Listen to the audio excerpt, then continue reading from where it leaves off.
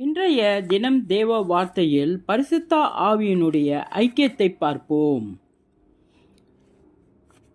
நாம் ஜெபிப்பதற்கு ஆவியானவர் நமக்கு உதவி செய்கிறார் என்பதை வேதம் தெளிவாக போதிக்கிறது. அப்படியே ஆவியானவரும் நமது பலவீனங்களில் நமக்கு உதவி செய்கிறார். நாம் ஏற்றபடி வேண்டிக் கொள்ள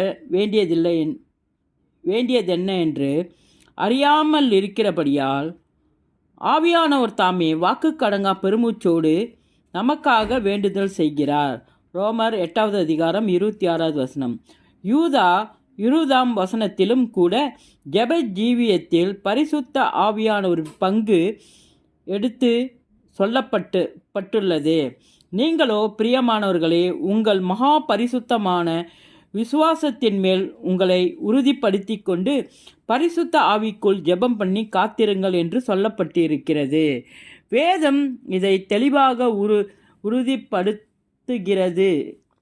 கர்த்தர் உங்கள் இருதயங்களை தேவனை பற்றும் அன்புக்கு கிறிஸ்துவின் பொறுமைக்கும் நேராய் நடத்துவாராக.